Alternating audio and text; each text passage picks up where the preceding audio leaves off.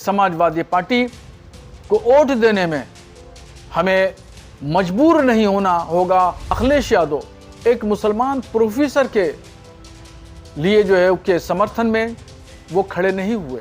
वो कमरे में बैठ करके बंद कमरे में ट्विटर खेलते हैं। ये अखिलेश यादव का दो चेहरा है, एक वो चेहरा जो पर्दे के पीछे है और ये एक वो चेहरा जो पर्दे के बाहर है। अब मुसलमानों को उनके बारे में सोचना होगा।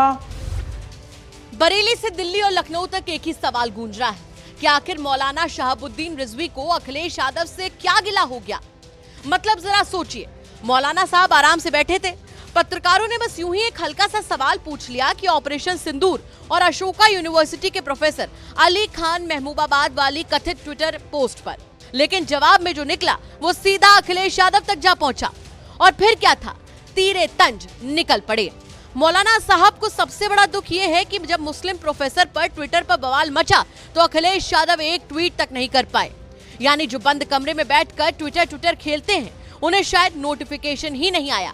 मौलाना साहब ने सीधे तौर पर अखिलेश यादव पर आरोप लगा दिया कि चाहे प्रोफेसर साहब का मुद्दा हो या फौज की तारीफ, अखिलेश यादव का नजरिया वही पुराना है, चुनाव आए तो मुस्लिम भाई, बाकी समय बाय बाय। मौलाना साहब का कहना है कि सपा मुखिया का रुख सिर्फ वोट लेते वक्त मुस्कुराता है, बाकी समय वो शायद नेटवर्क में ही नहीं आता। मौलाना साहब यही नहीं रुके, वो तो रामगोपाल यादव पर ऑन रिकॉर्ड गुस्सा हो गए। मौलाना साहब फौज की तारीफ करते करते अचानक रामगोपाल यादव पर भड़क गए। बोले इतने घटिया शब्द, फौज की तौहीन, और अखिलेश चुप बैठे हैं। उनका सुझाव बिल्कुल ऑफिस स्टाइल में था, पहले पद से निकालो, फिर पार्टी से निकालो, फिर अलविदा कह दो। लेकिन अभी तो असली क्लाइमेक्स बाकी था। बातों बातों में मौलाना साहब ने तंज कसते हुए कहा कि अखिलेश यादव का मुसलमानों से रिश्ता सिर्फ मतदान केंद्रों तक सीमित है। मुद्दे हो, संसद हो या संकट की घड़ी, अखिलेश यादव या तो गायब हो जाते हैं या पर्दे के पीछे से राजनीतिक जादूगरी दिखाते हैं। आखिर में मौलाना साहब ने मुसलमानों को भी आत्मनिरीक्षण की सलाह दे डाली और बोले कि हर बार साइकिल ही क्यों चलाएं, क्या और कोई गाड़ी नहीं बची इस देश में। प्रोफेसर रामगोपाल यादव जो समाजवादी पार्टी के जनरल सेक्रेटरी हैं, उन्होंने तौहीन आमेज अल्फाज का इस्तेमाल किया, घटिया शब्दों का इस्तेमाल करते हुए उन्होंने फौज की तौहीन की।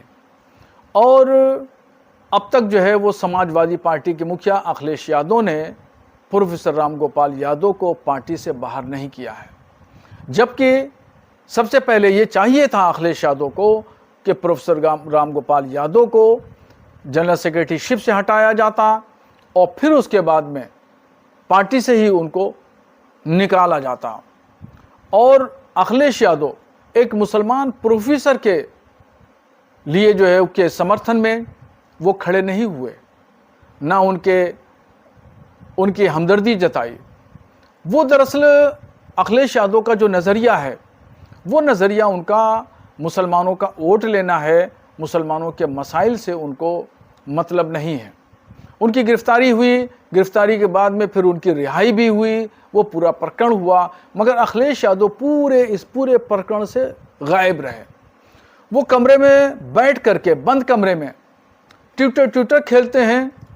उनको प्रोफेसर अली खान महमूदाबाद पर ट्विटर खेलने का भी मौका नहीं मिला, दो लफ्ज़ भी नहीं बोल सके।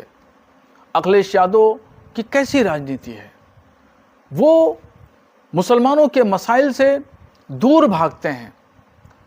बहुत सारी शहादतें मेरे पास में हैं, जब वो मुसलमानों के मसाइल का मामला आया, मुसलमानों को उनकी ज़रूरत पड़ी तो वो बहुत दूर खड़े नज़र आए।